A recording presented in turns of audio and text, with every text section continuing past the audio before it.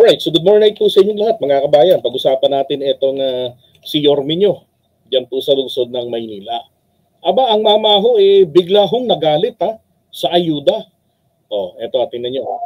Yun, pag hindi ka kakilala, wala kang ayuda. Aba, grabe ano. Pero parang totoo rin naman yun, di ba? Hindi kasi gago rin yung ibang mga taga-barangay Dapat kasi wala nang interference ng mga barangay officials, ng mga senador, ng mga kongresista. Kaya ho, ang ginawa ngayon, di ba, ng ating Pangulo, pagkatapos na magkasundo sa BICAM, etong mga senador, etong mga kongresista sa version nila, na ayaw ng Senado noon, yung ayuda na yan, yung, lalo yung AKAP, abay pumayag nang magkaroon ng access sa 5 bilyon. Kaya lang, dahil po ang ating Pangulo ang nagtitimo ng takbo ng ating bansa, kabilang na ho ang kaperahan, yung galaw ng mga ayuda, di ba ang ginawa ni PBBM? Tinanggalan na ng access ang mga politiko. Makaka-epal na lang kayo ron, magpakyut na lang kayo, pero hindi na kayo ang may full control. DSWD na. At saka etong ano yung mga ahensya na yun, DSWD, DOH, pati pa yata DPWH no? Para malaman yung mga related doon sa mga infrastructure. Ang daming politiko ngayon sumamaan loob kasi biglang nung inayunan na nila etong AKAP, biglang ayaw na ni PBBM na may access sila. 'Di ba mga ano na yung government agencies na yung magsasagawa nito ng pamimigay, pagdedetermine sino yung mga kapusang kita, sino yung mga nasa distress situation. Sino yung mag-i-evaluate yan? Hindi na po ang politiko. 'Di ba? Mas napaganda pa. Hindi perpekto yung ayuda nun, pero mainam po nagagawa ng Pangulo natin na maisaayos ang distribution nito. Kaya di pera ng taong bayan. 'Di ba? Para dun sa mga umu-oppose sa mga nagagalit sa ayuda, hindi po totoo na yung ayuda na yan, yung AKAP, yung yung AIX, na yan ay nakakapagpa-promote ng katamaran sa Pilipinas. Hindi po yan sustento. Paisahan lamang pong bigayan yan. Kung yan naman ay napopolitika, nagkakapilian, hindi po iyan ang layunin. Kung bakit merong mga dole-outs. Ang layunin niya na di-defeat lamang dahil na rin sa mga tao sa kanilang mga lugar-lugar. Pinababayaan nila yung mga kupitan nila, pinababayaan nila sila kawatan, sila kagawad, si kupitan, si kapitan, 'di ba, na mamili ng bibigyan. Katulad yung nangyari noon, AX, noong bago magkaroon ng barangay eleksyon. Ang pinili ng mga congressman, maging rito sa amin, mga kaalyado. Sabi ko nga, ako nalupo na hindi kabilang nailista doon Sinubukan kong pumunta ng Amoranto Stadium, nakatanggap ako. Hindi ako qualified. So ganun. So yan nabago ng ating Pangulo. Di sa pa si Isko, maganda ang pakitungo sa kanya ni PBBM. Di ba? Pagkatapos ng halalan, naandun agad siya kay PBBM. Tapos, akala nga ho ng inyong abang lingkod, tatakbo to, magsisenador. Katikip ni PBBM dahil hindi naman nakapagtataka. Sinasabi ni Isko noon, paalala lang sa mga taga Maynila, na siya ay loyalista. Kaya nga nagulat ako, noong 2022, bira-birahin niya, tawagin niyang magnanakaw si PBBM. Tapos yung kalokohan pa nilang computation doon sa inheritance tax ng mga properties ni Apo Lakay na bayad na kung tutuusin dahil sa mga properties na kinonfiscate or sinequester na ng BIR. Yun na yung kabayaran. Sus Mariosep. Ngayon, biglang nagbalik ng Maynila para tumakbong mayor uli. Samantalang tinulonggis niya Maynila. Panahon ng pandemic, ang national government nagkautang-utang ng 7 trilyon para makover ang buong bansa natin. Walang LGU that will be left behind. 'Di ba? Estate tax, sorry. Yan, I stand corrected. Estate tax. Diba? Sa ari-arian na minana. Now, going back, bakit kinailangan ito ni Iskong ipagbibenta ang mga properties ng Maynila na dapat ay napapaupahan at patuloy na nagdudulot ng revenue sa kanila? O saan niya dinala yung sa 65 billion ba yun? Kasi nangutang pa to ng 18.7 billion if I'm not mistaken. O, pinampatayo niya ng mga hospital, pinampatayo niya ng mga minyum-minyum na hindi naman po talagang para sa mga taga Maynila na sila ang mabibenepisyuhan yung mga mahihirap. Kung hindi ho yung may mga kakayanan po sa buhay na mangupahan. Di ba? Dinisplace yung mga squatter, tinayuan ng minyum-minyum, ng kondo-kondo yung kanilang lugar para daw sa kanila, binigay sa kanila, hindi nila kayang bayaran ng 2.5 sapagkat ang kita nila mababa pa sa 2.5 sa isang buwan pero sapat para sila'y kumain. Oh, nangyari, napalayas. Sino pumalit? Taong City Hall ng araw. Mga hindi na taga Maynila, basta, di ba, nagbabayad ng renta ron. Ang Maynila, nagbabayad ng utang. Si Hani Lacuna, utay-utay ang pagbabayad. Oh, pero wala nang dinagdag na utang. Sabi ko nga saan napunta yung pera ng Maynila noon? 60 billion. Di ba? Yun ang dapat na naipapaliwanag niya ng maayos. O ngayon naman tinira yung yung ayuda patama sa ating pangulo. Pero hindi na ganoon yung ayuda. Ayuda nung panahon niya. Oh, may kinikilingan yung pagka nadaan sa bahay mo, 'di ba? Malalaktawan ka. Hindi katulad ng ayuda ngayon. Pag hindi ka kakilala, wala kang ayuda.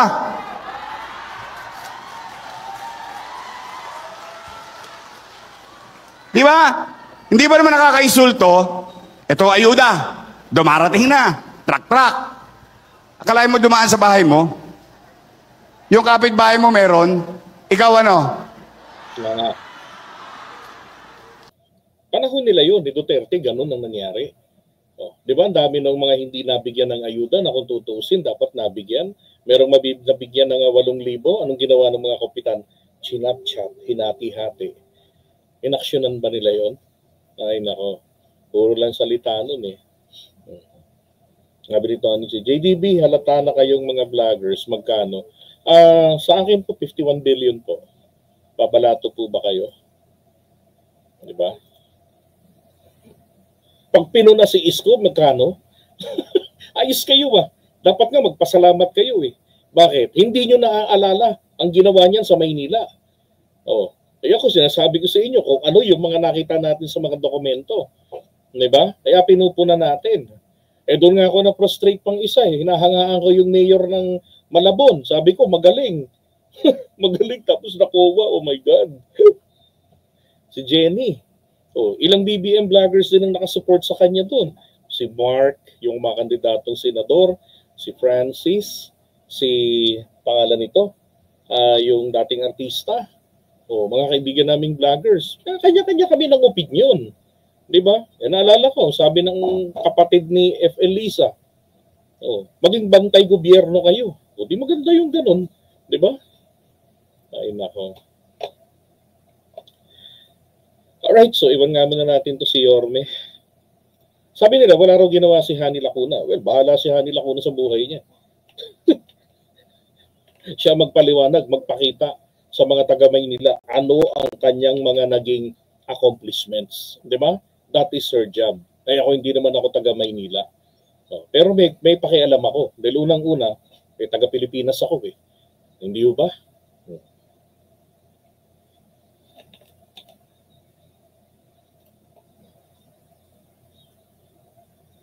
Ano ba yun? Isa pang turn of kay Yorme, inendorso niya si Ipe. Ayun na nga. Alam mo naman kasi, Jen, ano yan birds with the same feathers, di ba? Flocks together. Ganun lang yun Oh. Sama-sama sila na mga magkakauri. Oh. Pareho lang sila ni Bong Revilla.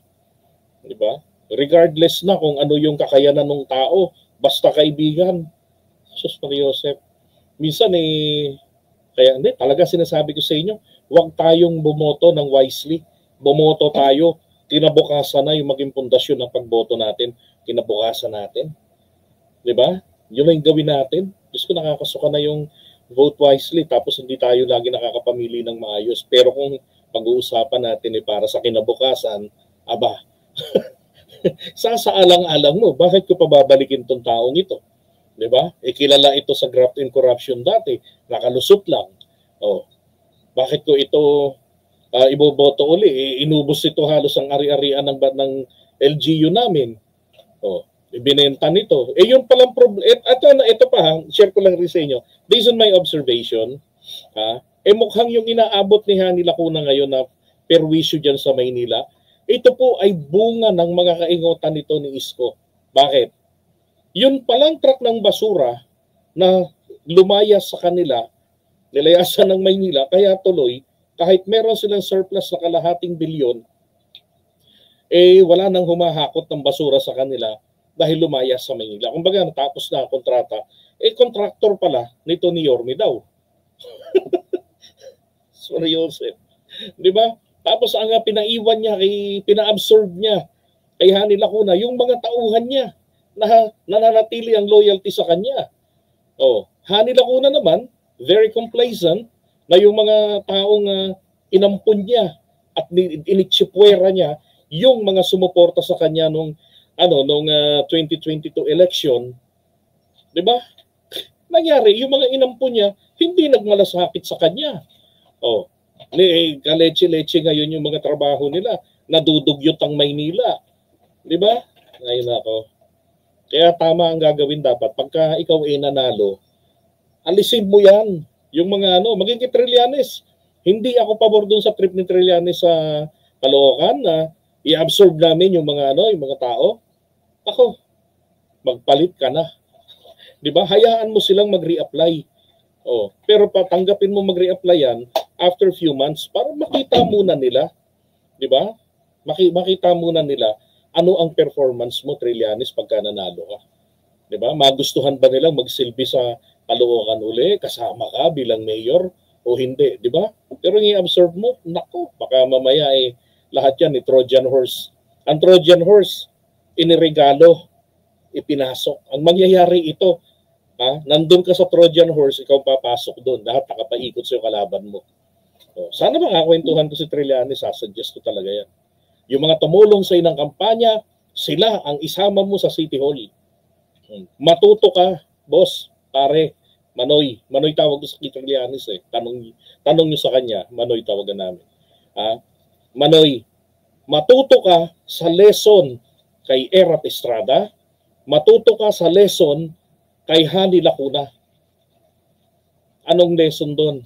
Lesson na inampon nila yung mga tauhan ng mga dati nilang ng mga tinalo nila. Na nangyari, yung loyalty hindi nalipat sa kanila. 'Di ba? Dapat ganun. Yung naghirap, isama mo. Tingnan mo si Bongo. Sinama ni Duterte sa Malacanang. Naging senador. Senador na ngayon, dapat ang loyalty sa taong bayan, ang loyalty na kay Duterte, to the point na kahit nakasinungalingan na walang sinelas yung matanda, tira.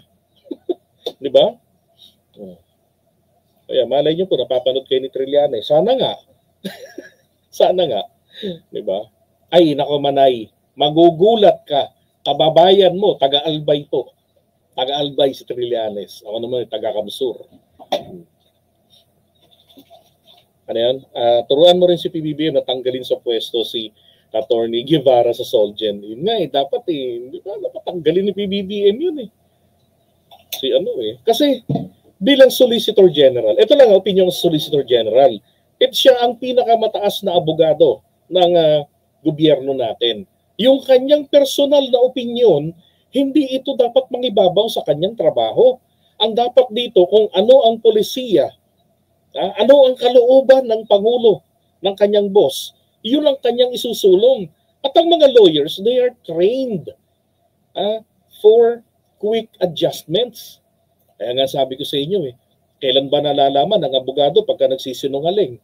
The moment they open their mouth. Ganun po ang ibig sabihin nun. That is how quick they can change their colors. Diba? Depende yan. Kahit di nila gusto yung kliyente, sasabihin nila, wag ka mag-alala, panalo tayo dyan. Hindi ka makukulong. Hindi pa nababasa yung facts ng kaso, ha? No, di ba? Bida-bida lagi si Isko. Alam mo, sabi niya, matapos magpolitika, nagbakasyon sa Europe, panay pasyal, ngayon babalik ulit sa pagiging mayor, nag-iipon ulit. Alam niyo, hindi po sa palagay ko, Rica, nag-iipon. Portrayal ito ng kanyang sarili for the 2028 election. Sakaling si Sara hindi makakandidato because kung ma-impeach, di ba? O kaya naman dahil sa mga kaso, at walang maipapatakbong pagka-presidente ang mga Duterte, malabo naman yang si Baste, malabo naman yang si Pulong, at lalo naman si Kitty. Di ba? Walang maipapalit kay Duterte. So kailangan nila ng isang magpoprotekta sa kanila. At yan, si Isko Moreno. 2022 pa lang, talagang, 2021, inaaway ni, binabanata ni Isko Moreno, si Digong. Di ba? 2022, bigla silang nagkabati. Ay, nako. Anyway, pag-usapan naman natin yung kasunod.